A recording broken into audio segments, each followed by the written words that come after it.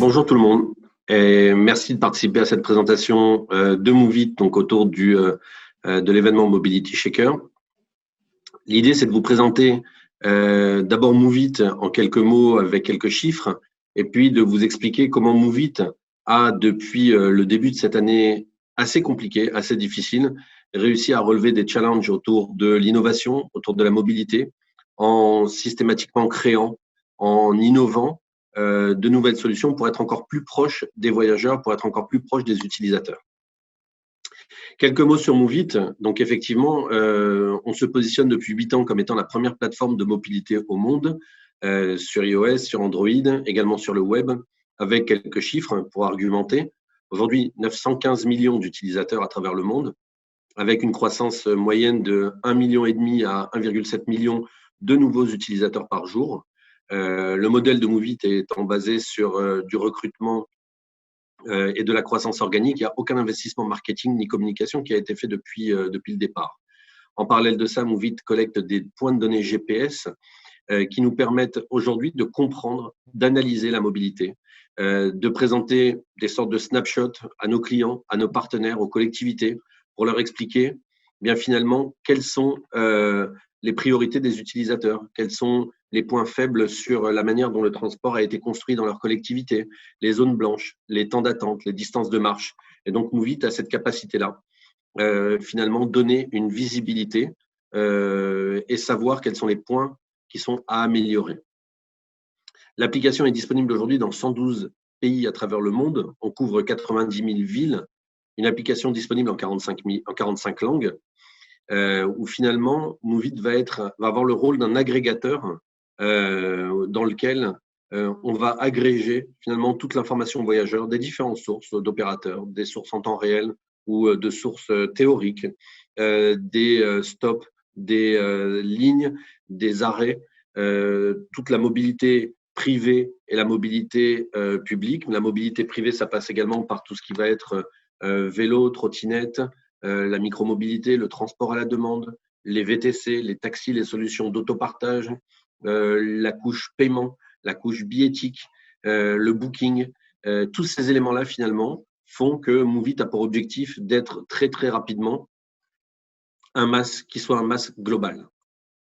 Alors, depuis le début de l'année, on assiste à une crise qui est une crise mondiale, qui est d'abord sanitaire. Et effectivement, eh bien, la mobilité des utilisateurs, la mobilité des voyageurs a été très largement modifiée. Et donc, pour cela, on a considéré qu'il fallait très rapidement rebondir, très rapidement changer les différents parcours utilisateurs, voire changer l'interface utilisateur pour s'adapter d'abord à ces nouvelles contraintes et puis encore plus s'adapter aux nouveaux usages des utilisateurs dans les transports publics. Ensuite, il a fallu innover. Innover, c'est également donner aux utilisateurs la possibilité de réserver leur place dans un véhicule de transport.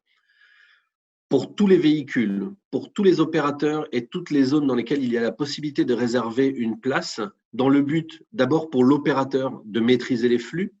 d'éviter d'avoir des véhicules qui soient bondés, qui permettent de diminuer également la proximité entre les différents passagers, mais également pour les voyageurs, d'être certain non seulement d'avoir une place assise, mais en plus d'être capable de garder ses distances avec les autres utilisateurs des transports.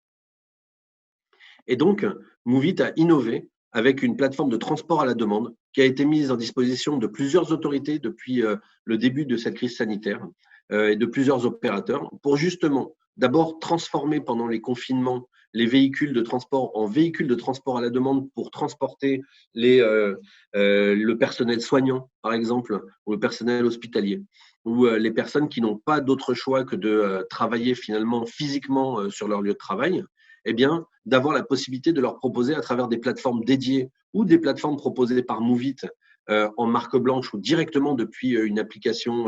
qui est l'application Moovit locale, la possibilité de réserver une place dans un véhicule avec toujours de la visibilité sur le taux d'occupation dans le véhicule.